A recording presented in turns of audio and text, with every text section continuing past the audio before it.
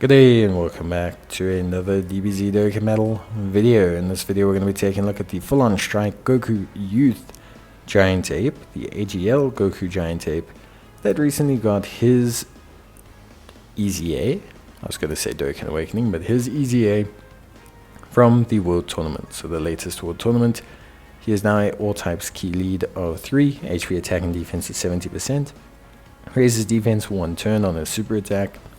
And in terms of passive, he has attack and defense of 100%, gets an additional key +1 up to 3, and key attack and defense 59% up to 159% at the start of each turn. He then gets an additional attack and defense of 59% when performing a super attack. Then he gets an additional attack of 59% and attack effective against all types when all allies attacking in the same turn or Giant Ape power. He will turn into a Giant Ape when the conditions are met. His link skills are all in the family: Guidance, the Dragon Balls, the Incredible Adventure, Transform, Sand Roar, Kamehameha, and Shattering the Limit. So, pretty good link set overall. Obviously, when he transforms into the Giant Ape, he has a little bit of extra key and a little bit of extra attack. So, something pretty cool. Now, the Giant Ape transformation, all Giant Ape transformations are essentially the same. If you don't understand the Giant Ape transformation mechanic, Giant Apes, to cut a long story short, are just a damage nullification mechanic. The main focus of them is to negate damage whilst also sneaking in a little bit of damage yourself. So it's kind of a doubling up. Okay, cool, you now get a little bit of damage in, but you also can't take damage, and I think that's something that's the highlight of giant forms. Now with Goku's giant form, because it's inconsistent and has no proc effect, like there's no health condition requirement, there's no any requirements, it can just proc. It can just be like, oh, this turn you now, hello, this turn you now, boom, in giant form. So I think you have to accept, I don't want to say accept, but the giant form is not something I would consider a main proponent of the package. Now, however, his giant ape requirements are something you do want to consider.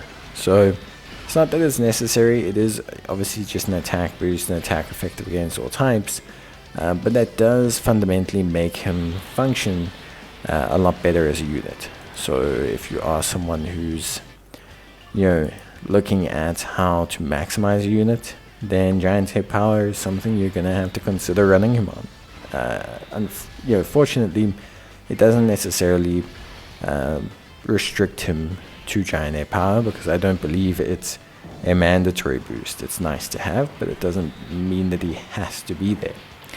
Besides that, he looks pretty decent. His defense, I wouldn't say it's anything spectacular, but it can get to a decent clip after super, because obviously he raises defense for 1 turn on his super attack, and then he also gets that 59% raise when firing a super attack, and I think both of those really connect quite well.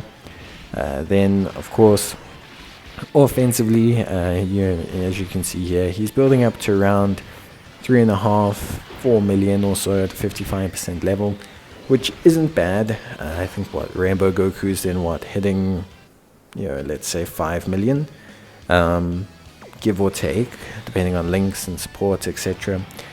Which isn't bad. Again, honestly not bad, pretty decent stuff. It is a World Tournament unit, so the stats are a bit lower than one might expect.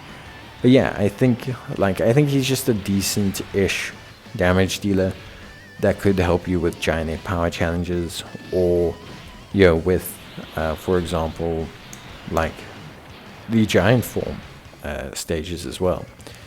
He's just a solid floater to realistically use on those teams, and I think ultimately at the end of the day he could be a very solid unit to float around.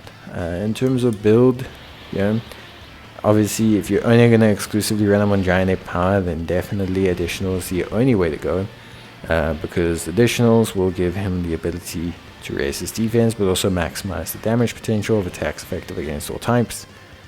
Of course, if you aren't going to solely run him on Giant Ape power, throwing in a bit of crits is fine. And then, of course, if you want to, you can give him evasion. It's not a bad call to give him some evasion, all things considered, because he does not have how can I say, he doesn't have the like same level of strength defensively at max, you know, even at Rainbow. So I think like ultimately at the end of the day, he looks pretty solid and he's a pretty good unit. Yeah, link wise, I think that's where you're going to struggle the most. His link set's a bit all over the place. His crucial ones being all in the family, of course, but to get all in the family and Saiyan Raw is incredibly rare, and those are probably his 2 best links. So you're looking at like all in the family, then either going for like Guidance to the Dragon Balls and Incredible Adventure, or you're looking at like Saiyan Raw, Kamehameha, and Transform, and Shattered the Limit being like your main links. So it's just going to depend. You're going to have to like split them in half kind of thing. There are a couple units that link well with him, Goku Youth units mainly, which is not unexpected. Those are definitely his #1 picks, at least from my side. You know, physical Goku Youth, Int Goku Youth. Int Goku Youth is nice because obviously the Giant Ape power requirement he can help to proc. But you do need to factor in that if you really want to maximize him offensively, then you also probably need to run him on Giant Ape power. So yeah, it's a difficult one, but ultimately at the end of the day, I think Goku's a nice unit, a nice pickup unit that can help out your giant form teams or your Giant Ape power teams. But yeah, that's it from me. Hope you enjoyed the video. Bye.